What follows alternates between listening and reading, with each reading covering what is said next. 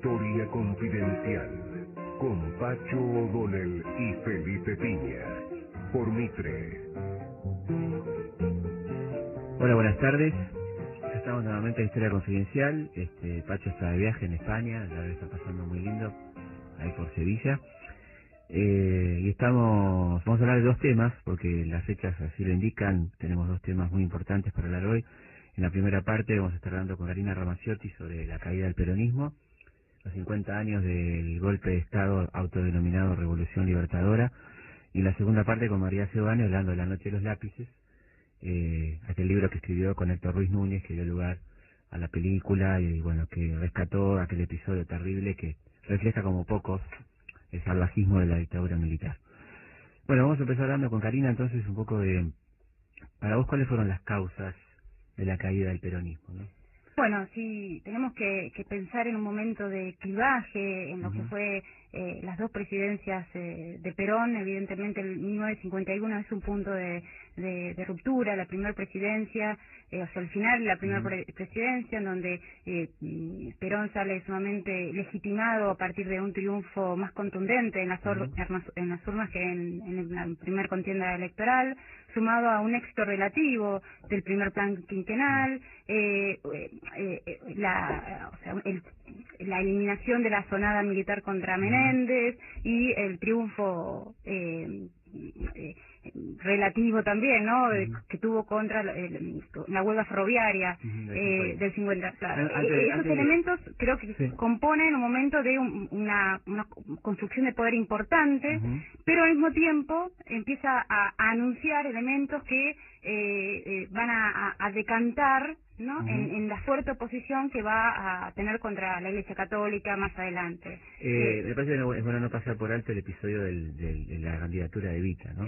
¿Qué lectura haces vos de la no candidatura de Eva, no? Bueno, evidentemente ahí hay nuevamente, ¿no? Una construcción muy fuerte de poder por parte de Evita, una fuerte legitimidad política, no solamente por parte de las mujeres, pero también de la sociedad en su conjunto, y bueno, la famosa renuncia histórica a la candidatura. Hay dos lecturas posibles, ¿no? La tradicional, en donde se dice que sus problemas de salud influenciaron para su renuncia, o también las presiones que venían de las fuerzas militares que obligaron y condicionaron su aceptación a esta candidatura para la fórmula presidencial. ¿Y con cuál nos quedamos? A mi criterio, la segunda como que ya genera un panorama mucho más, o sea, viéndolo desde hoy, ¿no? Desde el presente, es como que genera un escenario mucho más certero que esta excusa por sus problemas de salud. Además tenemos pruebas, ¿no? Tenemos ahí las declaraciones de Lucero y todo lo que cuenta Jorge Antonio, de cómo Lucero le habla primero temerosamente y después se da cuenta que Perón de alguna manera entiende que no es políticamente correcto, ¿no? La candidatura de Evita. ¿Y cuánto se pierde, para vos te parece, con la no candidatura de Evita? ¿Qué se pierde el peronismo y el país? Me parece que es un momento, no, por eso insisto en el 51 como momento de clivaje, porque había una activación de la sociedad, a mi criterio, mucho más rica en ese periodo que los que después se prefigura, ¿no? A partir del segundo gobierno, una activación desde diferentes movimientos sociales, sociedades barriales, clubes. Hay una riqueza en el mundo popular que con la rigidización que se hace a partir del segundo gobierno, esta fluidez empieza a perderse, sumado a una, por un lado, una activación de los sectores de derecha también, porque, bueno, los sectores, parece que esto es importante marcarlo, la oposición al peronismo no viene tanto por la cúpula eclesiástica, sino por los grupos, los activistas, claro, los activistas laicos, ¿no? Médicos, la Acción Católica Argentina como principal actor. Era un grupo realmente, recordemos, muy de derecha, ¿no? Exactamente, compuesto por médicos católicos, abogados católicos, jóvenes, es donde, o sea, que tiene que ver con una actividad o sea, una sociedad mucho más fluida y más activa. ¿Y qué le molestaba a este catolicismo preconciliar? Bueno, no había ocurrido el concilio, pero de todas maneras hubiera sido después del concilio también preconciliar. ¿Qué le molestaba al peronismo, no? Bueno, vuelvo, ¿no?, a marcar la diferencia entre una jerarquía eclesiástica mucho más dispuesta a un diálogo, y que de hecho había estado con diferentes matices y momentos con una cercanía al gobierno, claro, a este laicado católico mucho más opositor, y se acrecienta esa oposición más cerca del 54, ¿no? Especialmente hay 3 tópicos que yo creo que radicalizan este conflicto latente entre este laicado católico y el gobierno. La creación del Partido Demócrata Cristiano. Bueno, sí, este es uno, pero a mi criterio también es muy importante estas leyes sociales, claro, ¿no? Claro. Que se van a dar a partir de septiembre del 54 en adelante, esta tríada, ¿no? Entre, ¿cuáles son sí, esas leyes, ¿no? Bueno, primero es la ley de equiparación de los hijos ilegítimos a los hijos legítimos, ¿no? Eso da equiparidad legal a los hijos, bueno, nacidos entre comillas, ¿no? Naturales. Evidentemente esto va a ser el bastión intolerable para los grupos católicos. A mí me llamó la atención la palabra hijo natural, ¿no? Que aparece como desnaturalizada. Es increíble, ¿no? Por eso se ve que le molestaba mucho la naturaleza, claramente, ¿no? Bueno, esa es una de las primeras leyes que, bueno, va a tener arduas discusiones. Una de las autoras que trabajó este tema es Isabela Cose, en donde, bueno, ella trabaja las discusiones parlamentarias vinculadas a las diferentes posturas en torno a la sanción de esta ley, que, bueno, como no anticipé anteriormente, va a ser un bastión histórico en donde la Iglesia, estos sectores se van a oponer. El segundo, 3 meses más adelante, es la ley del divorcio, ¿no? La Argentina, bueno, nunca había tenido una ley de divorcio, hasta que dentro de una ley general de contratos, del vínculo matrimonial, se incluye el divorcio absoluto. Que era una ley sobre desaparición de personas, ¿no? Básicamente las mujeres abandonadas, ese tipo de cosas, ¿no? Exactamente. Este es el segundo también, ¿no? El golpe frente a estos sectores. Y el tercero es en diciembre del 54 la legalización de los prostíbulos. Esto, bueno, también recorrió gran parte desde el 30 en adelante, diferentes posturas en torno a qué hacer con la prostitución. Ya en el 49, Ramón Carrillo, por ese entonces el ministro de Salud Pública de la Argentina, sanitarista, ¿no? Bueno, el 49, especialmente 1949, va a ser un año que atraviesan las discusiones sobre qué hacer con la prostitución. La postura clara del ministerio, apoyado por las fuerzas militares, era reglamentar la prostitución, especialmente en zonas donde existiera cercanías de ejércitos, ¿no? Unidades militares. Bueno, esto frente a las presiones de la Iglesia, su proyecto es retirado y queda en suspenso. Hasta que en fines del 54, frente a la radicalización del conflicto, se saca una ley y se aprueba la apertura de prostíbulos, que de hecho no tuvo una incidencia muy grande, bueno, debido al golpe, ¿no? Claro. No fue poco pero más allá, ¿no?, de la incidencia de estas medidas, lo importante es cómo fue vivido y sentido estas políticas consideradas indecentes, ¿no? Claro, que perturbaban el orden moral de la sociedad. Lo loco es que la justificación de la ley de apertura de prostíbulos, liberación de prostíbulos, era la defensa de la familia de alguna manera, ¿no? Exactamente. La preservación de la virginidad de las novias. Exactamente. La descarga de los varones. La descarga necesaria de los varones, porque las mujeres no necesitaban descarga nunca. Bueno, pero esto también da cuenta un poco bueno, para mí que es interesante el peronismo, porque por más que evidentemente el peronismo transformó las costumbres en varios aspectos, hay una transformación cultural muy grande durante el peronismo, pero en términos genéricos, mantiene los cánones clásicos. Exactamente, ¿no? Hay un mantenimiento del orden clásico sobre el rol. Y fíjate en nuestro tema, que es la historia, ¿no? Cómo se mantiene la historia liberal a rajatabla, ¿no? Si los manuales escolares se lo tenés a Rivadavia, Sarmiento, en el momento de ponerle el nombre a los ferrocarriles, ¿no? Roca, Mitre, Urquiza, digamos, ¿no? Es notable como no hay una ruptura.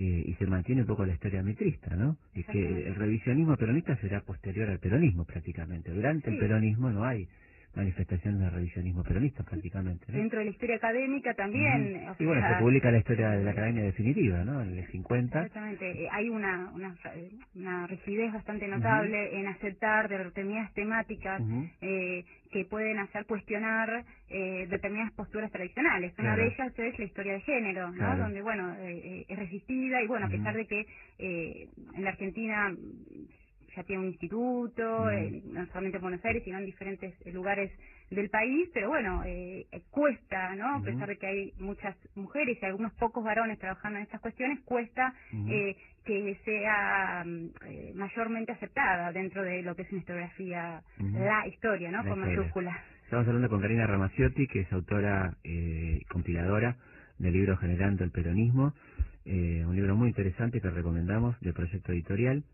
Aquellos que les interesa el tema, cubre el periodo Estudios de Cultura, Política y Género entre 1946 y 55, es decir, el primer peronismo. Bueno, vamos a un corte, nos vamos con un audio en el cual Perón, después de los bombardeos a Plaza de Mayo, contestaba de esta manera a la agresión de los aviadores navales. A la violencia le hemos de contestar con una violencia mayor. Aquel en cualquier lugar intente aceptar el orden en contra de las autoridades constituidas o en contra de la ley o la Constitución, puede ser muerto por cualquier argentino.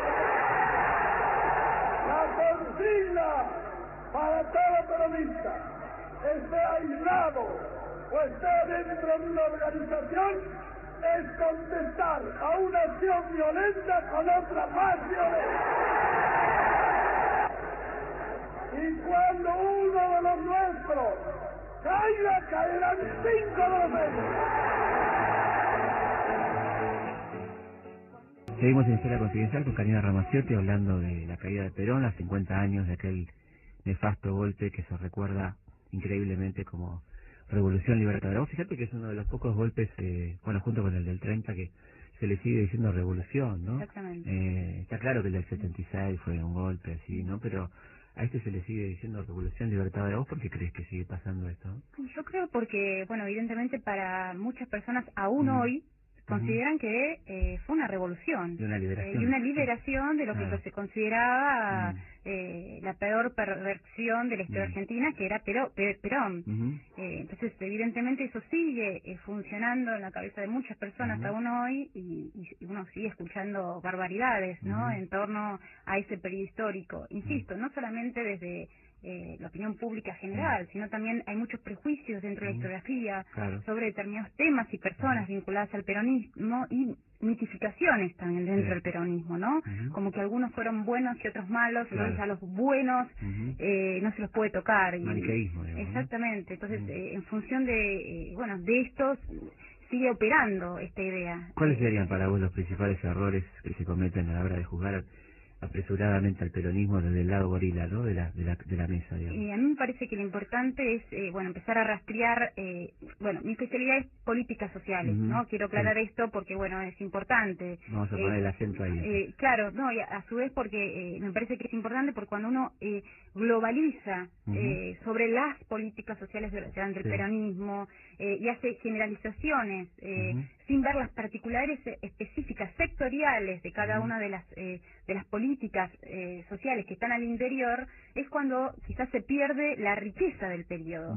Y que evidentemente, bueno, en términos generales hay una diferencia cuantitativa, ¿no? En diferentes aspectos sectoriales de la política social. Para decirlo así claramente, ¿qué fue para vos lo más positivo del peronismo, ¿no? Yo creo que, bueno, esta activación, esto que mencionaba también antes, ¿no? La activación de la sociedad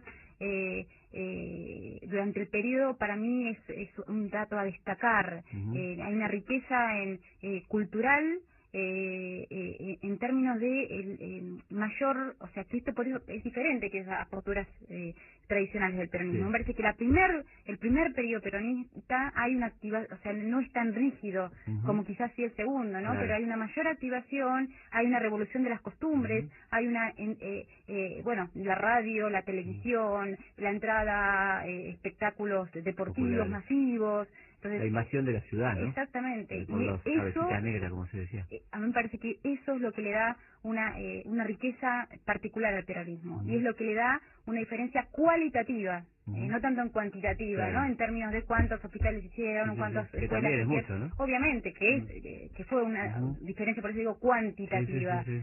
Pero en términos de la cualidad, me parece que tiene que ver con eso, con una riqueza social y una activación de la sociedad política muy importante que cuesta entender después lo que fue la resistencia. Si Claro. no vemos qué pasó durante... Claro, porque qué defendía la gente, Exactamente. ¿no? ¿A qué quería volver, digamos? Exactamente. ¿Qué estaban defendiendo esas personas que ponían los caños en la resistencia? Exactamente. Evidentemente, estos años hubo un cambio cultural y político que generó que esas personas lucharan por lo que sentían que estaban perdiendo. ¿Cuánto tuvo que ver Eva con este primer dinamismo del peronismo? Bueno, evidentemente Eva Perón generó también parte de esta dinámica y activación social y política muy importante en este contacto directo que tenía, bueno, con los descamisados a partir de lo que fue su obra más clara, que fue la Fundación Eva Perón, en donde esta cercanía con bueno, los sectores populares no solamente simbólica, sino concreta, ¿no? La entrega concreta de bienes que necesitaban las personas influyó en bueno, una concepción que hasta aún hoy pesa. Hoy molesta, digamos. O sea, depende de donde la miramos, Claro, ¿no? claro. Pero que evidentemente sigue pesando o molestando Sí. para algunos sectores. Yo creo que hay como una suerte de conceptos dicotómicos que se consolidan durante el peronismo, ¿no? Sí. Esta polaridad entre caridad y la solidaridad social, o también desde lo que es la política sanitaria, la idea de enfermedad contagiosa y la idea también de profilaxis social, Claro. entonces el Estado ahí como vertebrador de las relaciones sociales y el Estado con capacidad de tener ciertas responsabilidades hacia los sectores más postergados, son conceptos que si bien se vienen construyendo de tiempos previos, el peronismo como que pone en sintonía por medio de bueno, un accionar concreto estos conceptos ¿no? en el escenario Y público. también la clave es de la dádiva al ejercicio del derecho, ¿no? Es lo que le Exactamente. corresponde a la gente por pagar hecho de impuestos, ser ciudadano, pertenecer a una sociedad, ¿no? Parece que terminar con el concepto de dádiva y empezar a ejercicio del derecho también un poco, ¿no? Exactamente. Me parece que eso es fundamental. Y de alguna manera yo creo que el golpe del 55 también está dado contra Eva, ¿no? Que Eva ya no está. Me parece que hay ahí una de los elementos que más odio generaba a los sectores gorilas era evidentemente la figura de Evita, entonces que era como más antipática que Perón para ellos, ¿no? En algún Es momento. probable, y ¿no? También evidentemente la muerte de Eva y quizás el espacio que se queda vacío en la Fundación Eva Perón, quizás generó también la ilusión de poder ser ocupado ese espacio vacío por sectores o vinculados a las fuerzas militares o más, quizás más claramente por sectores católicos. Eso sí es muy importante. Entonces, evidentemente este vacío generado y la ocupación de otros sectores, ¿no? Sectores más ligados a Perón, yo creo que también entra en el juego, ¿no? Este espacio perdido, esta sensación, ¿no? La sensación, nos toca a nosotros claro.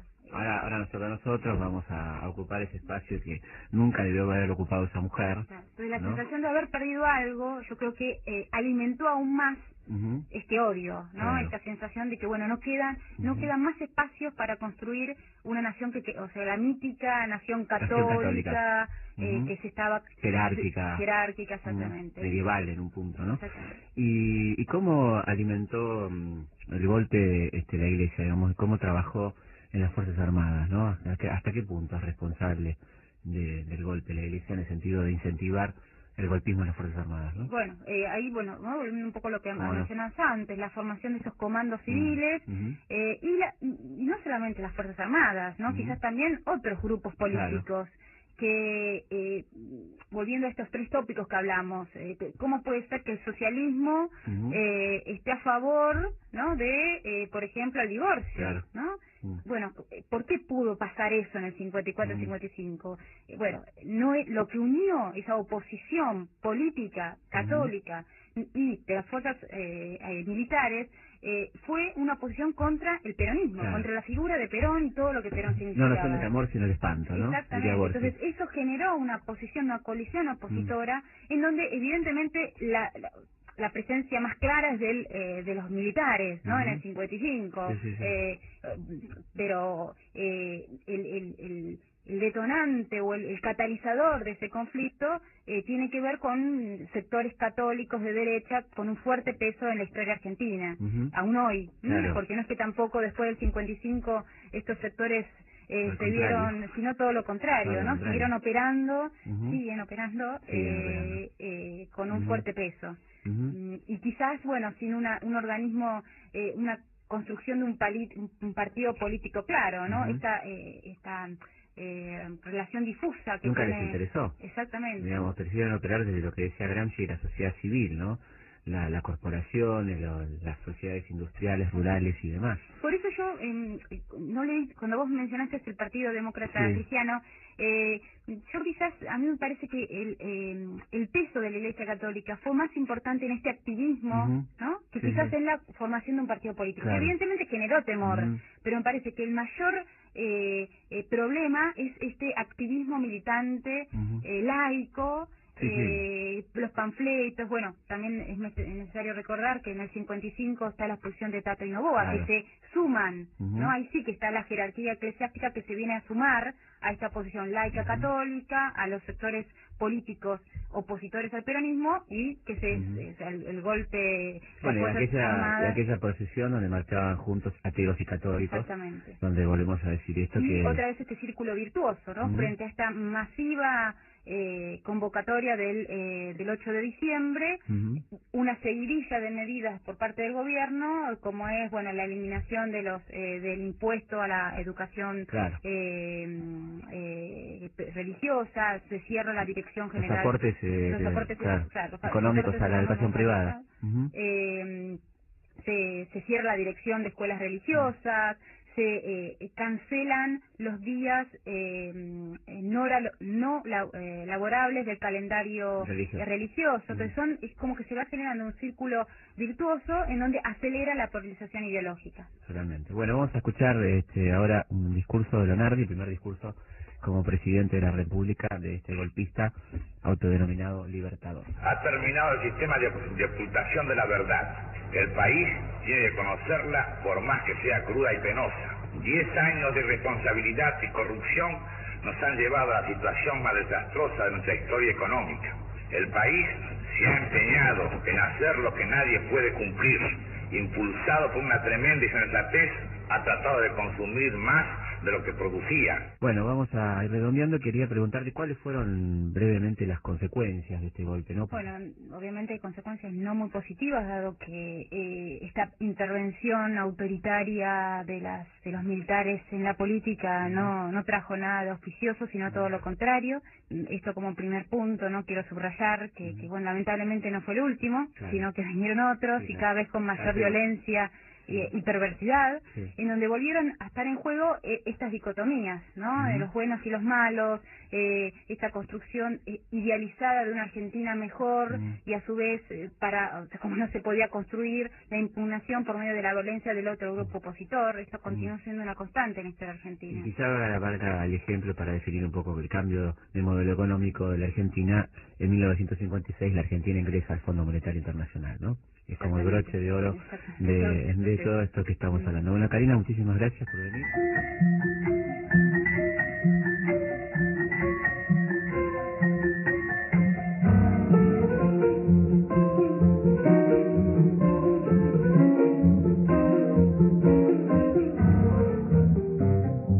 Historia confidencial. Operación técnica Rubén Sandoval. Puesta en el aire Claudio Díaz Colobrero. Edición Javier Guzmán, Fabián Palacios. Locución Pablo Gasotti. Conducción Pacho O'Donnell, Felipe Piña. Producción general Carolina Gil Pose.